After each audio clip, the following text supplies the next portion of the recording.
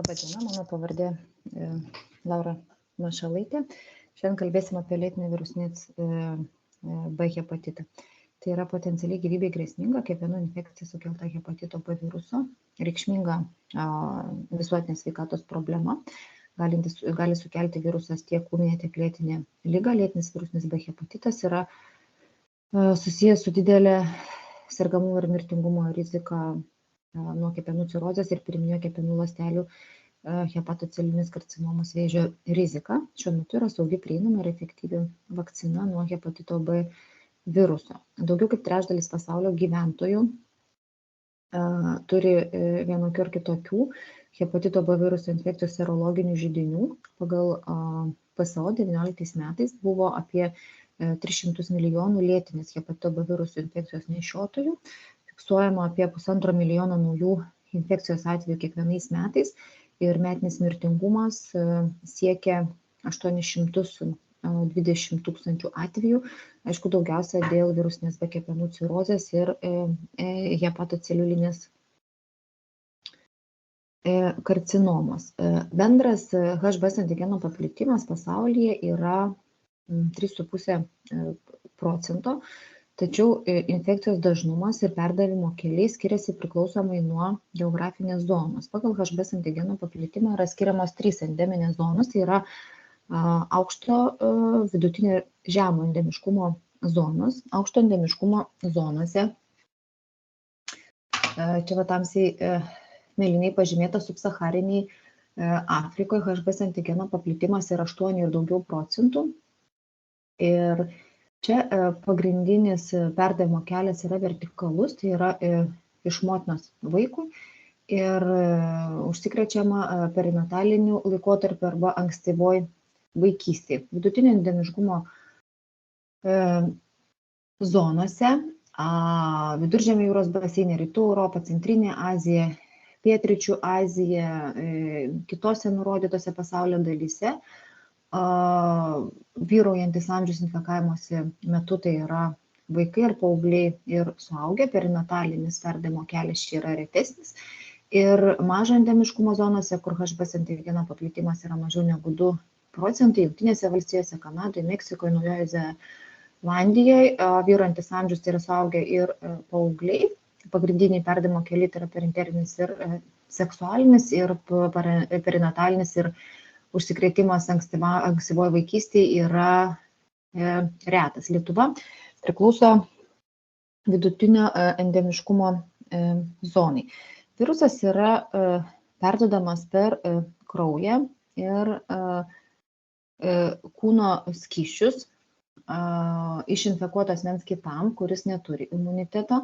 Minėta vakcinacija reikšmingai sumažinimo perdavimo riziką. Pagrindiniai perdavimo keliai yra 2, tai yra vertikalus perdavimas ir horizontalus perdavimas. Kitose klasifikacijose yra išskiriamas vertikalus perdavimas, atskirai seksualinis ir parenterinis perdavimas ir visi kiti perdavimo keliai yra apjungti į horizontalaus perdavimo terminą. Vertikalus perdavimas tai yra, kuomet virusas perduodamas iš motinos vaikui, tai yra perinataliniu periodu arba ankstyvoj vaikystėje. Visa kita tai yra, kaip sakiau, horizontalus ir šitie 2 pagrindiniai perdavimo keliai. Visus perdavimo kelius grupės būtų galima suskirstyti sekančiai. Tai gal aš labai čia neapsistosiu, atidžiai pasižiūrėsit, pasiskaitysit patys. Minėtas vertikalus perdavimo būdas iš motinos vaikui galėtų būti virusas perduodamas gimdoj. Dažniausiai, aišku, taip atsitinka gimdymo metu ir po gimdymo taikoma pasyvi ir aktyvi imunizacija vertikalios transmisijos riziką ženkliai sumažina ir, aišku, tai priklauso nuo HB antigeno buvimo ir viremijos lygio. Hepatito B viruso infekcija yra vadinama ir lytiniu keliu plintanti liga. Didžiausia rizika yra homoseksualių vyrų tarpe, heteroseksualių tarpe taip pat gali būti, priklauso nuo partnerių skaičius ar kitų lytiškai plintančių ligų anamnezėje. Toliau svarbus ir didelis iš tikrųjų perdimo kelias. Tai yra intraveninių narkotikų naudojimas, kuomet dalinamas išvirkštais ir adatomis. Čia taip pat prie perkutaninės inokuliacijos galim priskirti tatuiruotės auskarus ir akupunktūras. Toliau gali būti virusas perduodamas su kraujo ir jo produktų transfuzijom. Visi žinom, kad donorų kraujas yra tikrinamas dėl hepatito A viruso, dėl hepatito B viruso, C viruso, žmogaus imunodeficito viruso ir sifilio. Hospitalinis perdavimo kelias, tai yra sveikatos priežiūros sąlygomis.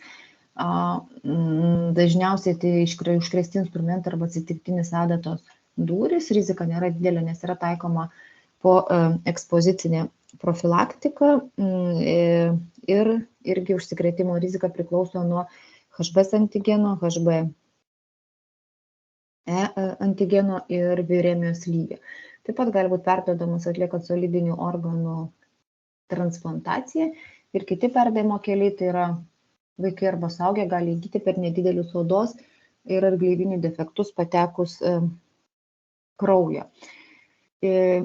Remiantis minėtais viruso perdavimo keliais, galime išskirti asmenų rizikos grupės, kurios reikėtų tikrinti dėl virusinio B hepatito. Tai yra asmenų grupė, kurios reiktų tikrinti nepriklausomai nuo jų vakcinacijos statuso, tai yra gimę didelio endemiškumo zonose, nėščios moteris, tiems, kuriems reikia skirti imunosupresinį gydymą arba chemoterapiją, vaikai gimę hepatito B virusų infekuotoms motinoms ir rizikos grupė asmenys, kurie yra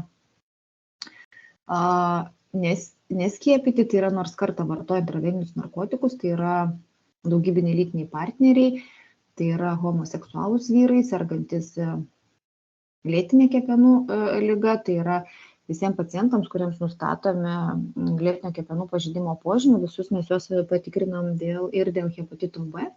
Tikrai dėl hepatito B reikėtų tuos, kuriems jau nustatyta žmogaus imunodeficito virusas ir hepatito C viruso infekcija.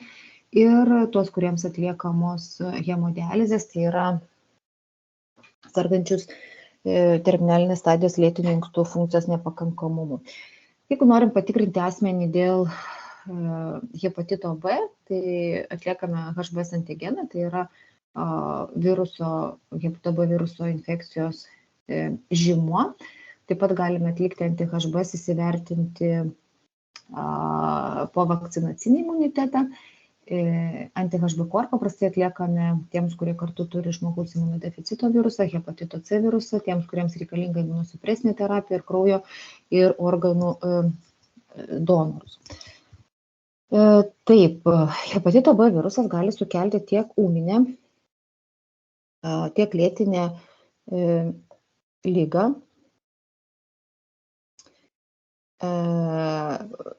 Tai yra susiję su viruso ir su šeimininko veiksniais.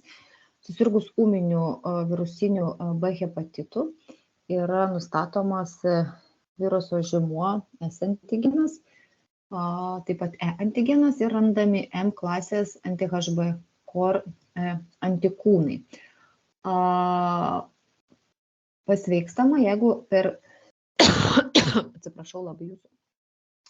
Pasveikstama, jeigu per 6 mėnesius išnyksta HBs antigenas ir atsiranda ilgalaikio imuniteto žymenys, tai yra anti-HBs ir anti-HB core antikūnai. Bet čia, matot, yra pavaizduota, jeigu susiduriama su viruso ūminės atveju, didelė viremija, S ir E antigenas, aukštos transaminazės, M klasės antikūnai ir toliau per 6 mėnesius išnyksta antigenas, išnyksta S antigenas, atsiranda anti-HBs, išnyksta M klasės antikūnai ir atsiranda anti-HB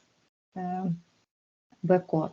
Kliniškai, neretai tai yra besimptominės begeltės formos, kartais tai galėtų būti žaibinis hepatitas arba gelta. Jeigu nepasveiksama per 6 mėnesius, tai yra ilgiau negu 6 mėnesius persistuoja HBs antigenas, tai yra jau kalbama apie lėtinę infekciją arba lėtinį hepatitą. Dabar labai svarbu yra atsiminti ir žinoti, kad amžius, kurio metu užsikrečiama hepatito B virusu, yra labai susijęs su hepatito B viruso lėtiškumo chronizavimosi rizika. Tai yra, kad jeigu užsikrečia suaugęs asmuo, tai rizika pereiti lėtinį yra 5%, bet užsikrėtus perinataliniu periodu yra 90%, užsikrėtus 1-5 metų amžiuje 20-50% atvejų. Taigi šitą reikia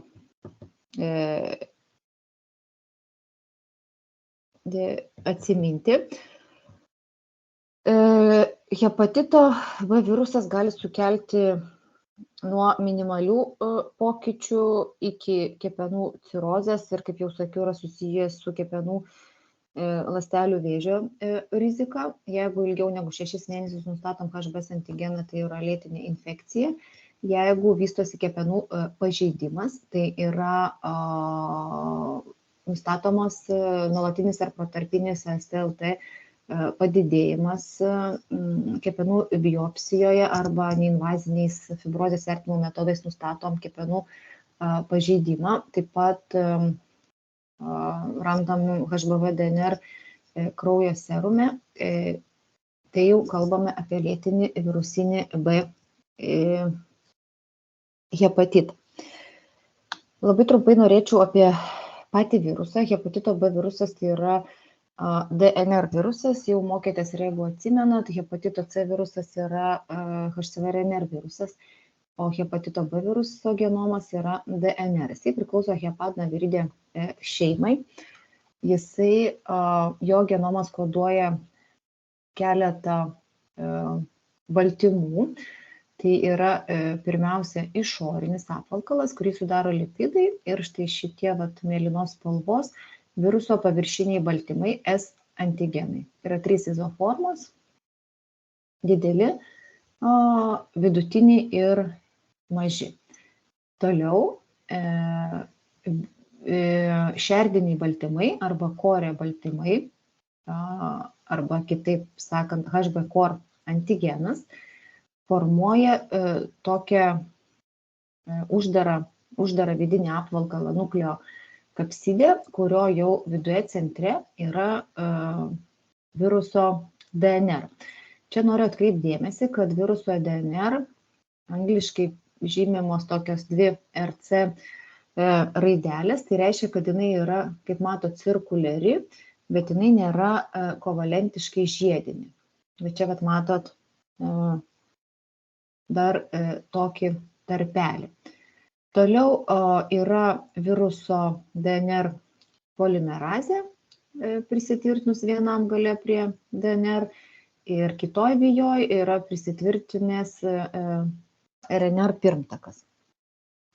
Hepatito B virusas yra hepatotropinis virusas, jisai infekuoja hepatocitus endocitozės būdu per tam tikrus receptorius, jisai patenka į hepatocitą, netenka išorinio apvalkalo ir vidinis tas apvalkalas, nukleo kapsidė, taip, jisai patenka į ląstelės branduolį.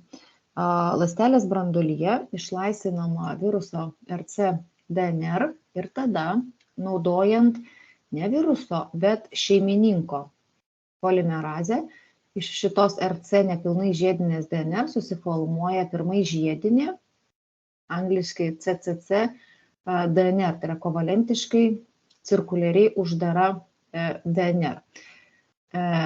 Be šitos žiedinės DNR negali toliau vykti transkripcija ir nuo šitos žiedinės DNR yra perrašomos viruso informacinės arba tos messengerinės RNR ir taip yra sintetinami viruso baltymai. Polimerazė, kuri yra susintetinama, jungiasi prie genominio RNR aplinkui iš susintetinų tų vidinių arba tų šerdinių core baltymų, susiformuoja nukleo kapsidė vidinis apvalkalas ir jau tada nukleo kapsidė atvirkštinės transkripcijos būdu nuo šito RNR pirmtako, dalyvaujant DNR polimerazei, susiformuoja viruso DNR, viruso RC DNR. tada susiformuoja išorinis apvalkalas ir virionai yra sekretuojami iš ląstelės. Dar kartą pasikartosiu apie tą žiedinę DNR. Tai viruso šitų terminalinių ypatybių taisymas yra labai svarbus viruso gyvavimo ciklo eigai, nes jeigu nesusiformuotų žiedinė DNR, tai nevyktų tolimesnė viruso replikacija, nes tai trukdytų informacinių mesendžerinių RNR transkripcijų. Taigi viruso DNR patekus į branduolį, dalyvaujant šeimininko, ne viruso, bet šeimininko polimerazė susiformuoja kovalentiškai uždara cirkuliari žiedinė DNR. Taip, šičia. Dar kartą kartojusi, kad jinai būtina, kad prasidėtų viruso replikacija. Dalyvauja šeimininko polimerazė ir todėl, kai toliau kalbėsim apie gydymą, matysit, kad gydymui yra skiriami tokie nukleozidų, nukleotidų analogai, bet jie yra šitos viruso polimerazės inhibitoriai ir trukdo viruso replikacijai, bet jie neblokuoja, neinhibuoja šio pirmo žiedinės DNR susidarimo etapo. Sveikstant po ūminio virusinio hepatito B, žiedinė DNR sumažėja, laikas iš tikrųjų yra labai skirtingas ir nėra žinoma, per kiek laiko sumažėja arba išnyksta. Pavyzdžiui, šimpanzėms sveikstant po ūminio hepatito B, žiedinės DNR pusinės eliminacijos periodas yra 3 dienos, priešingai negu pacientams sergantiems lėtiniu virusiniu B hepatitu ir jau ilgą laiką gaunantiems nukleotidų analogus, žiedinės DNR mažėjimas yra labai lėtas ir pusinės eliminacijos laikas yra gali būti netgi 26 mėnesiai. Yra keletas mechanizmų,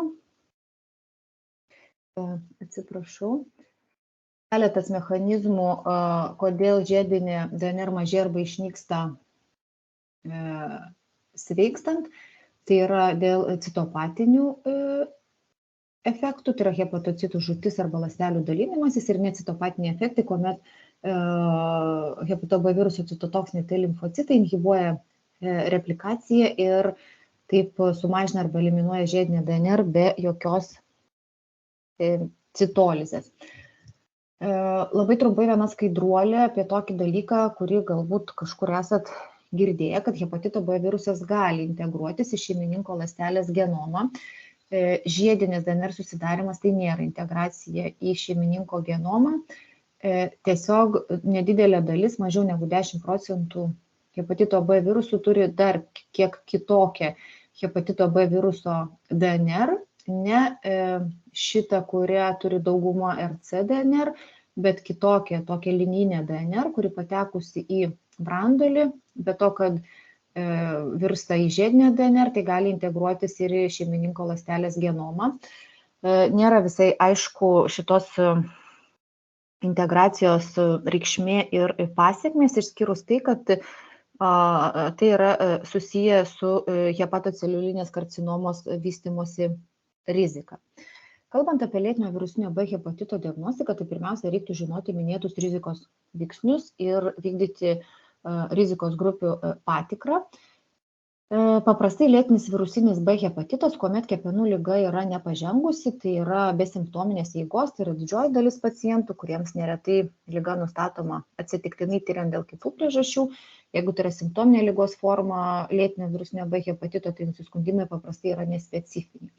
Toliau reikėtų įsivertinti biocheminius kepenų pažeidimo rodiklius, tirti viruso žymenis.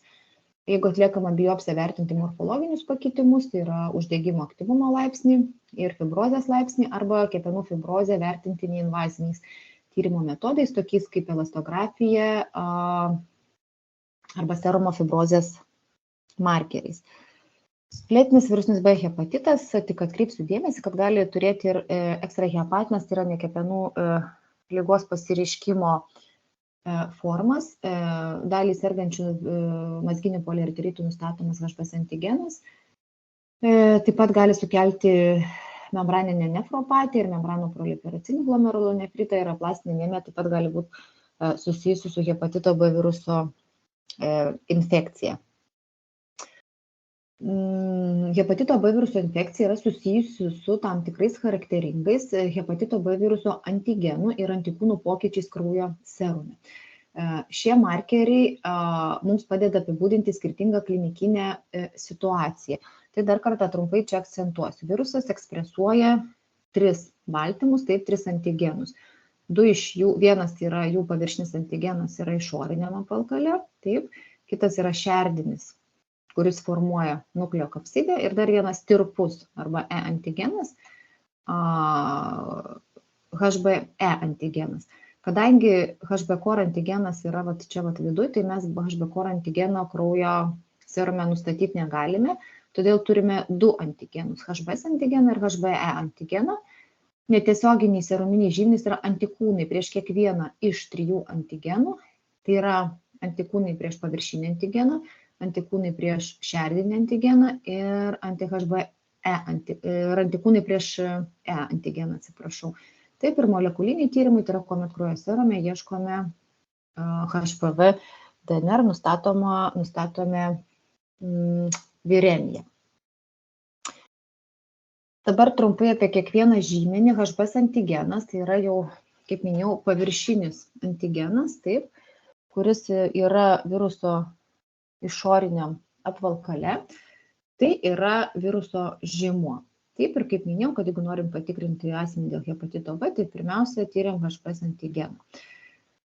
Jisai rodo, kad yra infekcija, bet jisai nerodo, ar jinai ūminė ar lėtinė vienas pats iš savęs, ar aktyvi ar neaktyvi. Toliau antras antigenas E, tai yra replikacinis antigenas, aktyvios viruso replikacijos žymuo. Kartu būna dideli HBV DNR titrai. Toliau seka anti-HBS, tai yra antikūnai prieš paviršinį antigeną, rodo pasveikimą ir susiformavusį imunitetą po infekcijos arba po buvusios vakcinacijos. Anti-HB-core rodo buvusią arba esamą infekciją. Jeigu mes tyriame ir nustatome M klasės core antikūnus, tai yra būdinga ūminiam virusiniam B hepatitui. Anti-HBE rodo, kad replikacija ir HBV DNR sumažėjo ir išnyko.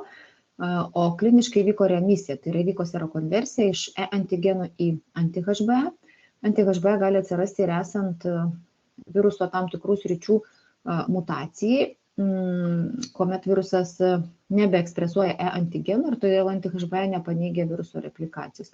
O HBV DNR, kaip minėjau, rodo viruso replikaciją, ūminę arba lėtinę aktyvią infekciją. Jeigu turim situaciją, kuomet nenustatom hepatito B žymens HBS antigeno, bet žmogus neturi nei vieno antikūno, tai reiškia, kad jis neserga hepatitu B, neturi hepatito B infekcijos, tačiau jisai neturi ir imuniteto ir tokiam asmeniui reikėtų pasiūlyti pasiskiepyti. Jeigu S antigeno nėra, antra situacija nuo viršaus, tai reiškia irgi neserga hepatitu B, bet yra abiejų klasių antikūnai, COR ir S. Jie abu atsiranda, jeigu persirgama ir pasveikstama. Po ūminio virusinio B hepatito, kai pasveikstama, atsiranda anti-HB-core ir anti-HB. Jeigu yra nustatomas izoliuotas anti-HBS, tai čia yra imunitetas po skiepų. Kuomet skiepijam nesirgusi, nepersirgusi asmenį, tai mes randam anti-HBS. Jeigu turim infekcijos žymenį, S antigenų, jeigu turim teigiamus bendruosius COR antikūnus, bet nėra M klasės antikūnų ir aišku nėra antikūnų, atsiprašau, ir aišku nėra HBS antigeno, tai eina kalba apie lėtinę infekciją arba lėtinį virusinį B hepatitą. Ir tokia šiek tiek sudėtingesnė situacija, čia gal jums labai taip smulkiai žinot nereikia, bet kartais būna, kuomet iš visų žymenų randam tik tai anti-HB-core. Ir čia interpretacijų gali būti keletas. HPV DNR tyrėme tam, kad įvertinti viruso replikaciją ir parinkti pacientus, kuriems yra indikacijos antivirusiniam gydymui ir taip pat vertinti atsaką į gydymą. HPV DNR riba 2000, tai yra riba diferencijuojant, kuri mums padeda diferencijuoti tarp lėtinio HB antigen neigiamo hepatito ir neaktyvaus HBS antigeno nešiotojo. Dabar HBV DNR tos vertės ir ribos šiek tiek skiriasi pagal Amerikos gairės ir Europos. Mes vadovaujamės europinėmis ISL gairėmis, kuomet didelė viremija yra skaitoma tiek HB antigen teigiamo, tiek HB antigen neigiamo hepatito B atveju daugiau negu 2000. Bet paprastai, kuomet turim HB antigen teigiamą hepatitą, tai ta viremija būna didesnė negu 20 000, o jeigu turim HB antigen neigiamą hepatitą, tai ta viremija būna daugiau negu 2000. Čia yra išvardinti diagnostiniai lėtinio virusinio B hepatito kriterijai. Tai jau kaip nekartą minėjau, tai yra pirmas kriterijus, tai yra HB antigenas, viruso žymuo yra nustatomas 6 ir daugiau mėnesių. Serumo HBV DNR svyruoja nuo nenustatomo iki labai didelių verčių. Hepatitas B yra skirstomas į dvi grupės. Į HBe antigen teigiamą formą ir HBe antigen neigiamą lėtinį virusinį B hepatitą. Ir kaip jau sakiau, jeigu turim antigen E teigiamą formą, tai ta viremija yra daugiau negu 20 000, o jeigu turim HB antigen neigiamą lėtinį virusinį B hepatitą, tai ta viremija yra mažesnė, virš 2000, bet retai siekia daugiau 20 000. Taip pat randam kepenų pažeidimo požymis, tai yra svyruojantį STLT padidėjimą ir atlikus biopsiją galime nustatyti įvairaus laipsnių uždegimą ir arba fibrozę, arba jeigu biopsijas neatliekam, tai įsivertinam kepenų fibrozės laipsnį invaziniais kepenų fibrozės vertinimo metodais. Taigi, jeigu turim asmenį, kuriam nustatome HBs antigeną daugiau negu 6 mėnesius, aišku, renkam anamnezę, atliekam fizinį ligonio ištyrimą, laboratoriniai tyrimai tai tam, kad įsivertint kepenų pažeidimą. Tai yra bendras kraujo tyrimas, įsivertinam dėl citopenijų. Jeigu rastumėm trombocitopeniją, jau galėtumėm galvoti apie pažengusią kepenų lygą. Toliau įsivertinam AST, ALT, šarminės fosfatazės, GGT aktyvumą, bilirubino koncentraciją ir kepenų funkcijos rodiklius. Turbūt jūs juos gerai žinot, kepenų funkcija mums rodo albumino koncentraciją. Ir krešėjimo tyrimai, tai yra SPA ir tarptautinis normalizuotas santykis. Jeigu šitų tyrimų vertės jau yra žemiau negu norma, irgi galėtumėm jau galvoti apie kepenų cirozę. Toliau atliekam iš kraujo serumo visus kitus hepatito B žymenis, tai yra HBe antigeną, anti-HBs, anti-HBCOR, anti-HBe, ir imam iš kraujo serumo HBV DNR. Taip pat būtinai reikia patikrinti tokį asmenį dėl hepatito C viruso, dėl žmogaus imunodeficito viruso ir taip pat pagalvoti, ar neina kartu kažkokia lydinti kepenų patologija, dėl kurios taip pat gali vykti kepenų pažeidimai. Tai įsivertinti, ar nėra alkoholinės kepenų ligos, nealkoholinės hepatostetozės, autoimuninio hepatito, tada atliekame vaizdinius tyrimus, vidaus organų echoskopiją ir įsivertinam, ar yra kažkokių lėtinės kepenų ligos požymių. Jeigu yra kepenų cirozės įtarimas, įsivertinam dėl židininių pakitimų, tai yra dėl hepatocelinės karcinomos,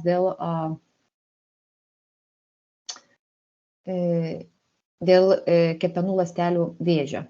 Ir atliekam kepenų fibrozės vertinimą, elastografiją atliekam, galima skaičiuoti tam tikrus fibrozės markerius iš serumo rodiklių ir jeigu yra indikacijos, atliekam kepenų biopsiją. Atlikus kepenų biopsiją, histologiškai kepenyse galima matyti netiesioginius lėtinio virusinio B hepatito požymis, tai yra tokie matinio stiklo pavidalo hepatocitai, kurie nurodo, kad juose yra HBs antigenas. Tada būdingi tokie hepatocitų smėlio branduoliai ir Council monokūneliai, tai yra pakitę hepatocitai dėl jų apoptozės. Specialiais imunohistocheminiais metodais padažius galime rasti tiesioginius hepatito B viruso žymenis kepenyse, tai yra S antigeną ir COR antigeną, būtent tą šerdinį antigeną, kurio kraujo serume mes nustatyti negalime. Ir taip pat yra būdingi nespecifiniai histologiniai lėtinio virusinio B hepatito požymiai, tai yra uždegiminė portinių traktų infiltracija, sandaros hepatitas, laiptinė nekrozė. Lyginant su C hepatitu šie pokyčiai yra ryškesni ir taip pat galėtų būti matoma netaisyklinga ir netolygi hepatocitų regeneracija. Lėtinė hepatito B viruso infekcija yra toksai dinaminis procesas, atspindintis hepatito B viruso replikacijos ir šeimininko imuninio atsako sąveiką. Ne visi, kurie turi hepatito B viruso lėtinę infekciją, serga lėtiniu virusiniu hepatitu. Anksčiau lėtinis virusinis hepatitas B buvo naudojamas, buvo klasifikuojamas naudojant seną klasifikaciją, kurioje buvo išskiriamos štai šios čia nurodytos fazės. Ši sena klasifikacija yra nebenaudojama. Šiuo metu naudojame tokią lėtinio virusinio B hepatito ir infekcijos klasifikaciją, kuri mano galva yra paprastesnė ir aiškiau suprantama. Tai yra du dalykai, kuriuos reikia atskirti. Pirmiausia, ar tai yra infekcija, ar tai yra kepenų pažeidimas hepatitas. Ir tada, ar mes turim E antigeną, ar mes E antigeno neturim.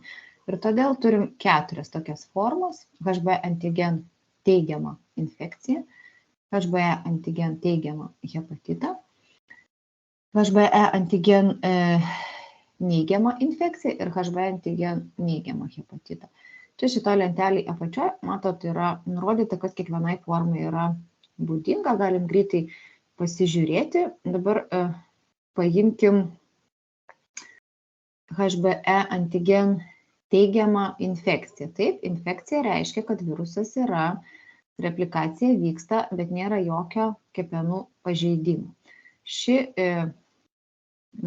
stadija, anksčiau vadinta imunotolerancijos, yra būdinga, kuomet užsikrečiama perinataliniu periodu. Viruso replikacija vyksta, tačiau nėra iššaukiamas imuninis atsakas ir dėl to nėra jokio kepenų pažeidimo. Gali tęstis dešimtmečiais. HBS antigenas bus, HBe antigenas bus, aukštos viremijos, tačiau ALT normali. Atlikus kepenų biopsiją nėra jokių pažeidimo požymių ir, kaip sakiau, pagal seną terminologiją tai yra imuninės tolerancijos fazė. Pats tas terminas ir sako, kad imunitetas, imuninis atsakas virusą kaip ir toleruoja. Jisai replikuojasi, bet nesukelia jokio kepenų pažeidimo. Taip. Antra forma, nebūtinai visos šitos formos, ką kalbu, seka nuosekliai viena paskui kitą. Užsikrėtus suaugusių amžiui šitos pirmos formos gali ir nebūti, gali būti iš karto šita, tai yra HB antigen teigiamas hepatitas. Taip, hepatitas jau reiškia, kad mes turim abu žymenis, turim viremiją, jinai šiek tiek yra mažesnė negu šituo atveju ir turim kepenų pažeidimų. Taip, yra padidintos transaminazės, yra vidutiniškas arba sunkus kepenų uždegimas. Taip, pagal seną terminologiją tai būtų imuninės reaktyvacijos fazė. Taip. Toliau yra HB antigen neigiama forma. Taip, ir čia galėtų būti infekcija. Pagal seną terminologiją, iš tikrųjų, šitą formą taip ir mėgstam vadinti, tai yra neaktyvus HB antigeno nešiojimas. Tai yra nustatomas S antigenas, nėra E antigeno ir viremija arba jos nėra, arba jinai yra mažiau negu 2000. Taip, normalus LTST lygis, nėra jokio kepenų pažeidimo ir, kaip sakiau, tai yra neaktyvus HBS antigeno nešiojimas arba HB antigen neigiama lėtinė infekcija. Taip. Ir dar viena forma, tai yra HB antigen neigiamas lėtinis hepatitas, kuomet yra S antigenas, nėra E antigeno ir viremija yra ir jinai yra aukštesnė negu 2000 ir aukštesnė negu lėtinio, neaktyvaus nešiotojo atveju. Tik skirtumas tas, kad yra padidintos transaminazės, vidutinis arba sunkus kepenų pažeidimas Taip. Ir kartais yra sunku atskirti, ar tai yra HB antigen neigiamas lėtinis hepatitas, ar tai yra HB antigen neigiama lėtinė infekcija, tai yra tas neaktyvus nešiojimas. Kaip ir sakiau, fazės nebūtinai seka nuosekliai viena paskui kitą, čia yra pagal naują klasifikaciją, tos visos fazės aš į VMA aplinką esu įkėlus šito video įrašo ir video šitą paskaitą ir PDF formate, tai kas norėsit, pasižiūrėsit atidžiau, bet dar kartą ta pirmoji fazė, taip, kur užsikrečia perinataliniu, yra LT aktyvumas, HBs antigenas aukšta viremija, bet nėra kepenų pažeidimo. Toliau viremija yra mažesnė, bet yra kepenų pažeidimas, čia yra neaktyvus hepatito HBs antigeno nešiojimas. Ir paskutinė forma, tai yra HB antigen neigiamas lėtinis virusinis B hepatitas. Čia dar kartą yra išvardintos visos formos, gal aš jau nebesikartosiu, taip. Tai pirmiausia žiūrim E antigen plus ar E antigen minus ir tada žiūrim, ar mes turim tik infekciją, atsiprašau, ar mes turim kepenų pažeidimą hepatitą. Čia šitą lentelį sudėjau būdingus dalykus kiekvienai formai, tai aš jau juos aptariau, gal nebesikartosiu, taip, tai matote HB antigen lėtinė infekcija. Kaip minėjau, dažnesnė ir ilgesnė užsikrėtus kūdikystėje ir vaikystėje. Yra abu antigenai, aukšta viremija, tačiau nėra kepenų pažeidimo ir, kaip sakiau, gali tęstis ilgai. Taip, tada yra HB antigen teigiamas lėtinis hepatitas, kuomet yra E antigenas, viremija daugiau 20 000, transaminazio aktyvumo padidėjimas, vidutinis arba sunkus kepenų pažeidimas. Gali įvykti serokonversija iš HB antigeno į anti-HB. Toliau čia eina HB antigeno neaktyvus nešiojimas, kuomet turim S antigeną, viremija neigiama arba mažiau negu 2000, nuolat patikrų metu ALT yra norma, nėra jokio kepenų pažeidimo, nėra sveiko HB antigeno nešiojimo, tokį pacientą reikia stebėti kartuojant ALT ir DNR ir tokia atveju yra žema kepenų cirozės ir HCC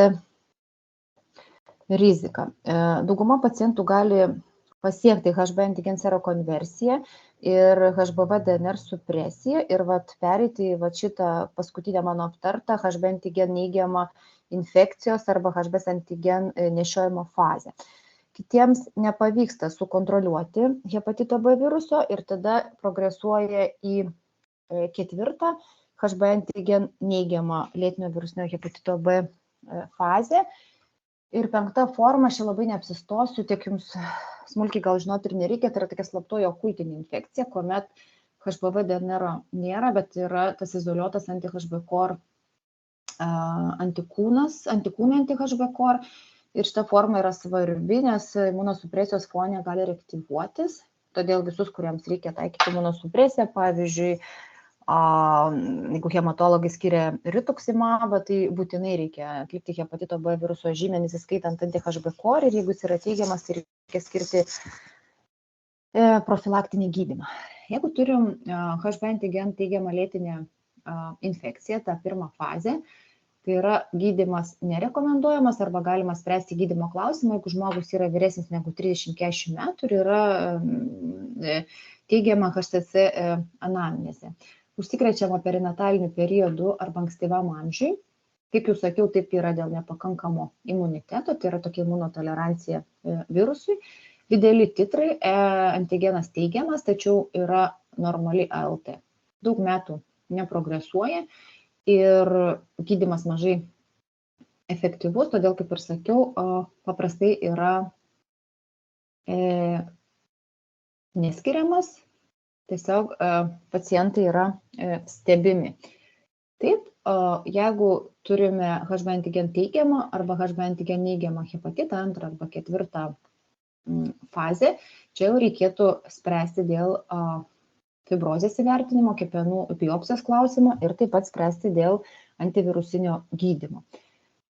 Jeigu turime HB antigen neigiamą lėtinę infekciją arba neaktyvų HBs antigeno nešiojimą, dar kartą pasikartosiu, antigeno nėra, DNR mažiau negu 2000, normalias transaminazės nėra kepenų pažeidimo, tai tiesiog kartojam tam tikrais intervalais, atliekant LT ir DNR, ir kol yra LT normali, tai paciento tik tai stebėjimas. Jeigu transaminazių aktyvumas pradeda kilti, kartojam DNR tyrimą ir aišku, reikėtų pagalvoti apie kitas galimas kepenų pažeidimo priežastis. Jeigu turime lėtinį virusinį B hepatitą HB antigen teigiamą, taip, kuomet nustatomi abu antigenai ir HBV DNR'as, eiga gali būti įvairi, nuo lengvos simptominės iki vidutinės ir sunkios. Trečdaliui progresuoja į kepenų cirozę, o ketvirtadaliui pastarųjų komplikuojasi hepato celiulinė karcinoma. HB antigen teigiamas hepatitas yra pradinė lėtinio virusinio B hepatito fazė, kuomet yra tas vadinamasis laukinis virusas, vėliau dėl gydymo arba vėlyvojo ligos fazėj arba spontaniškai įvyksta tam tikros mutacijos HBV DNR tam tikrose regionuose ir tada virusas nebe ekspresuoja HBe antigeną, tai yra kraujo serume nebenustatom antigeno, tačiau replikacija vyksta. Taip, atsiranda, kaip sakiau, dėl to, kad virusas mutuoja, o tai, kad vyksta replikacija, mes matom, nes nustatom kraujo serume HBV DNR. HB antigen neigiamo lėtinio virusinio B hepatito eiga yra sunkesnė ir aktyvesnė, lengvos formos yra retesnės, eiga yra banguojanti, gali taip pat progresuoti į kepenų cirozę ir HCC, serga vyresni asmenys ir blogesnis atsakas į gydymą interferonų. Neaktyvus HBs antigeno nešiojimas, tai yra viruso infekcija be klinikinių ir viruso replikacijos žymenų. Taip, tai mes nustatysim HBs antigeną, nerasim antigeno, nerasim HBV DNR, arba koncentracija bus labai žema, kaip minėjau, paprastai mažiau negu 2000, bet jau tikrai nedaugiau negu 20 000. Nuolatos normalus AST-LT aktyvumas ir atlikus kepenų biopsiją nėra jokio aktyvumo požymių arba jie yra minimalūs, todėl biopsija nėra reikalinga diagnozės patvirtinimui. Ir kaip sakiau, kad nustatyti šią diagnozę, tai ligonį reikia iš pradžių šiek tiek pastebėti. Taip, nes gali įvykti reaktyvacija ir, kaip sakiau, nėra sveiko HBs antigeno nešiojimo, nes situacija bet kada gali pasikeisti. Šią formą yra kartais sunku diferencijuoti nuo HB antigen neigiamo lėtinio virusinio B hepatito su paūmėjimis ir geriausias rodiklis yra pastoviai normalus LTS aktyvumas reguliarių patikrinimų metu, kas rodytų, kad iš tikrųjų yra ne hepatitas, o neaktyvus HBs antigeno nešiojimas. Dabar pereiti ūminį procesą į lėtinį skatina.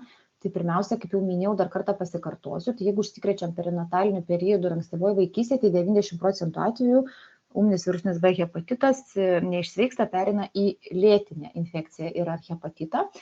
Tada taip pat dažniau lengvos ir begeltės hepatito formos chronizuojasi, jeigu yra skiriamas imunosupresinis gydymas ir jeigu yra lydinti gretutinė patologija. Dar kartą schema tos visos natūralios HBV infekcijos eigos, tai gal jau nebesikartosiu, taip, perinataliniu periodu ir ankstyvoje vaikystėje didžioji dalis chronizuojasi pagal seną klasifikaciją imunotolerancija arba HB antigen teigiama infekcija, taip, suaugusių amžiumi chronizuojasi apie 5% ir gali būti prieš tai minėtos visos klinikinės hepatito B infekcijos arba virusinio B hepatito formos ir tai yra susijęs su rizika vystytis kepenų cirozei ir hepatoceliuliniai karcinomai. Jeigu asmenį nustatom lėtinę hepatito B infekciją, tai siūlom patikrinti pirmos eilės giminės ir seksualinius partnerius. Toliau kalbėsim apie lėtinio virusinio B hepatito gydymą.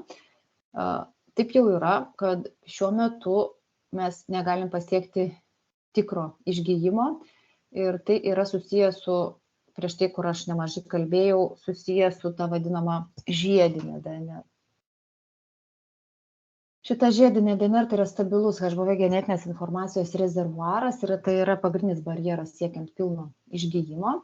Aišku, nėra taip blogai, kaip aš čia dabar sakau, nors hepatito B virusas pilnai negali būti išgydytas, tai yra negalime eliminuoti žiedinės DNR, bet jis gali būti pilnai sukontroliuojamas, tai yra tikslai yra pasiekti ilgalaikę viruso replikaciją, pasiekti ligos remisiją ir perspėti ligos progresavimą, kepenų cirozę, kepenų funkcijos nepakankamumą, hepatoceliulinę karcinomą ir išvengti mirčių susijusių su hepatito B virusu.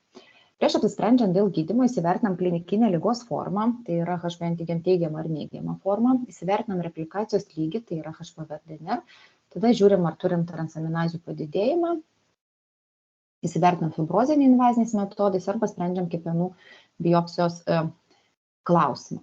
Gydymo indikacijos yra tos pačios tiek HB antigen teigiamo ir tiek HB antigen neigiamo virusinio B hepatito atveju ir jos remiasi DNR lygių, LT aktyvumu, kepenų ligos sunkumu ir taip pat reikia pasižiūrėti, ar jau yra kepenų cirozė, ar tos kepenų cirozės nėra. Kalbant apie gydymą, mes remiamės europinėmis ISLA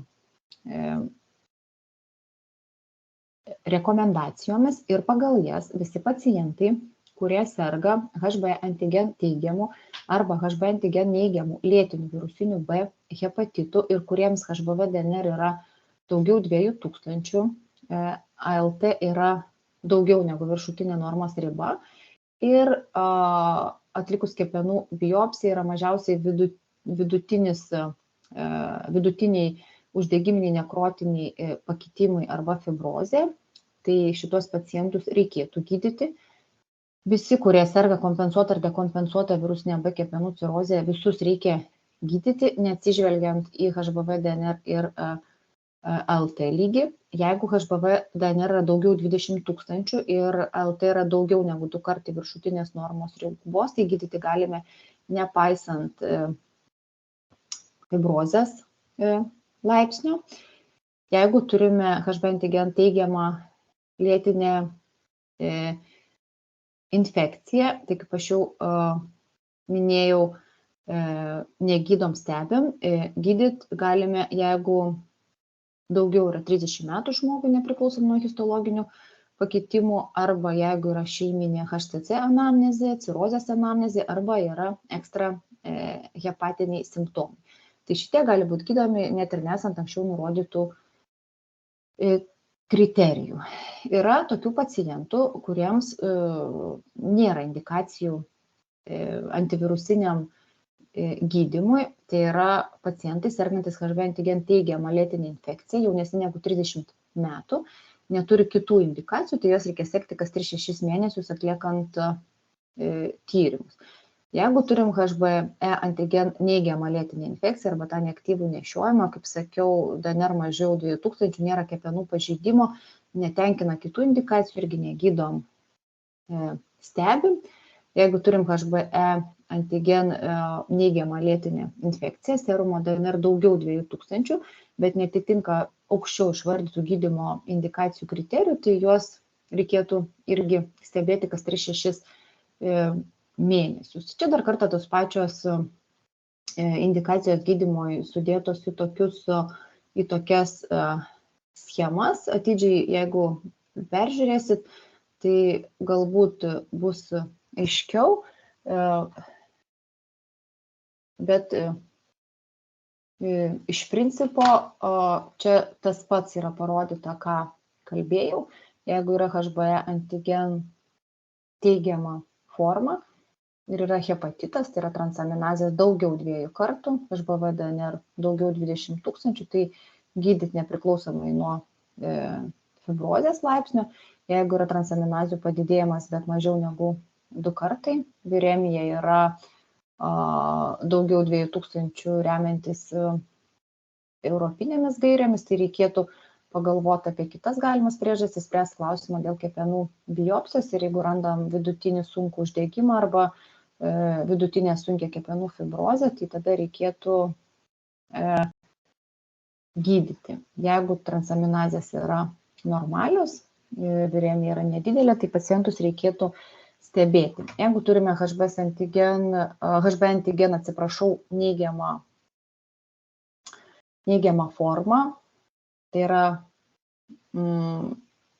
neaktyvų nešiojimą, kuomet transaminazės yra normalios, viremija mažiau negu 2000, tai yra negydyti, stebėti pacientą. Jeigu tas pats kaip ir su HB antigen teigiamu hepatitu LT daugiau negu 2 kartai viršutinės normos ribos, viremija daugiau 20 000, tai gydom neatsižvelgiant į kepenų fibrozę, o to tokiu tarpiniu atveju, kuomet yra LT padidėjimas, bet mažiau negu 2 kartai ir priklausomai nuo viremijos lygio, tai sprendžiam kepenų biopsijos klausimą. Dar kartą pasikartosiu, kad pacientų sergančius tiek kompensuota, tiek dekompensuota virusinė kepenų cirozė reikia gydyti esant bet kokiam, net ir mažiausiam nustatomam HBV DNR lygiui, nepriklausomai nuo LT aktyvumo. Jiems yra skiriami nukleozidų nukleotido analogai, tai yra entekaviras arba tenofoviras.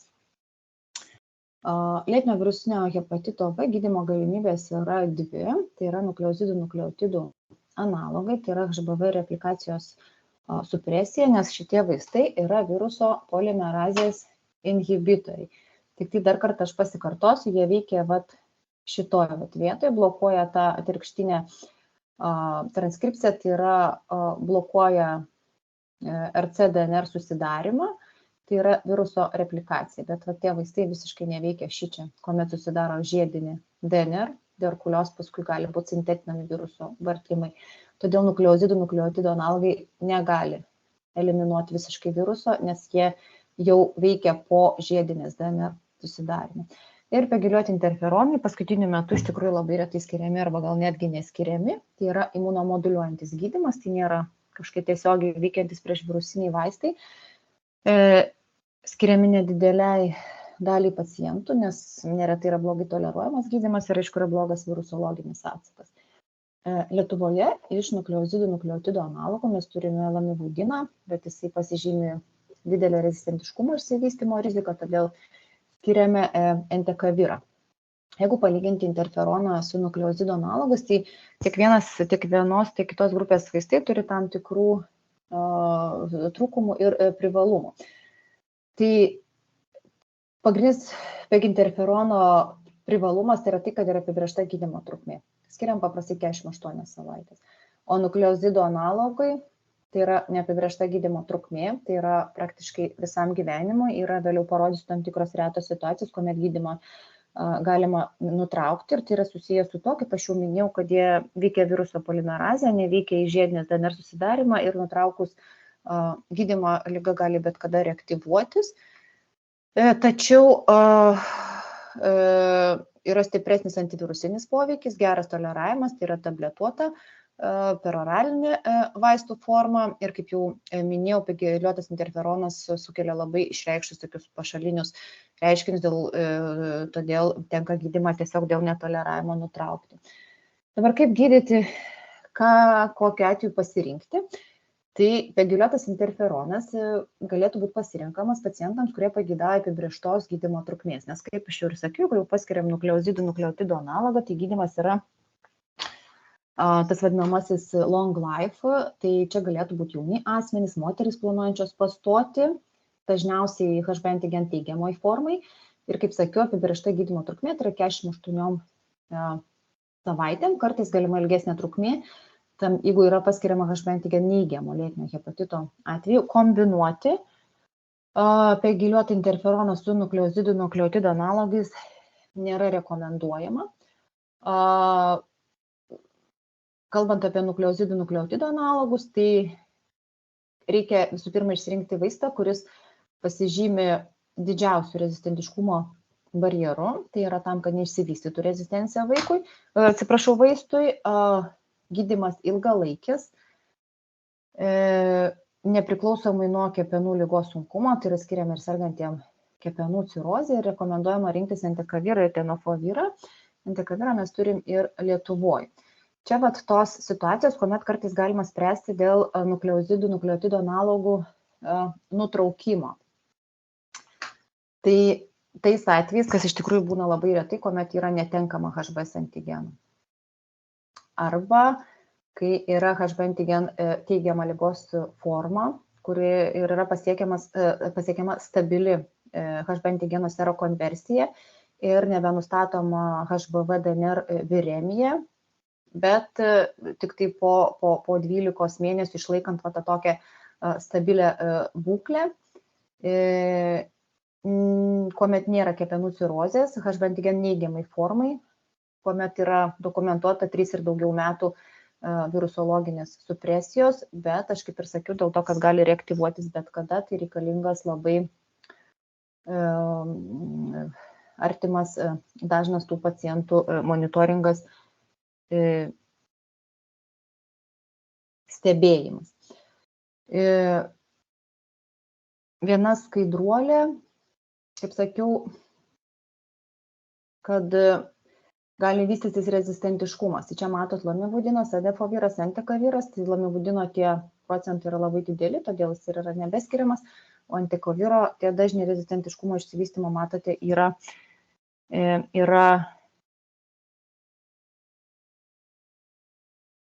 maži. Ir viena iš tikrųjų paskutinė skaidrė apie hepatocilinę karcinomą, kas tai yra pirminis kepenų vėžys, kuris sudaro 75–80% visų pirminių kepenų vėžių, bet kokie lėtiniai kepenų uždegimai ir cirozės yra susiję su hepatito, su HCC išsivystymo rizika, tame tarpe ir lėtinis virusinis B hepatitas, tik čia jis yra dar svarbesnis, kadangi dažniausiai HCC vystosi kepenų cirozės fone, bet sergant lėtiniu virusiniu B hepatitu net 15% gali vystytis be kepenų cirozės fono ir jau prieš tai minėjau, kad tai gali būti galimai susiję su tos tam tikros HBV DNR integracija į šeimininko ląstelės genomą. Rizikos veiksniai formuotis hepatoceliniai karcinomai, kalbant apie lėtinį virusinį B hepatitą, yra sekantis, tai yra aukšta viremija, HB antigenų teigiamos ligos formos, dideli HBS antigeno titrai, CHBV viruso genotipas, vyriška lytis, koinfekcijos su kitais virusiniais susirgimais ir reikia taip pat atsiminti, kad HBS antigeno išnykimas nepašalina HCC rizikos, taip pat rizikos veiksniai yra amžius, rūkymas, alkoholio vartojimas ir šeiminė hepatocilinės karcinomos anamnezė. Tai yra viskas, ką šiandieną norėjau Jums pasakyti apie lėtinį virusinį B hepatitą. Dalį dar dalykų stengsiuosi akcentuoti, atkreipti Jūsų dėmesį ir apsitarti per pratybas, ypač jeigu turėsit klausimų. Nėra lengva tema lėtinis virusinis B hepatitas, yra dalykų, kuriuos tiesiog reikia išmokti ir atsiminti, bet aš labai noriu tikėti, kad tai, kas iš pirmo žvilgsnio galbūt atrodė neįmanoma, galbūt taps ir įmanoma. Tai ačiū Jums labai už dėmesį ir iki pasimatymo pratybose.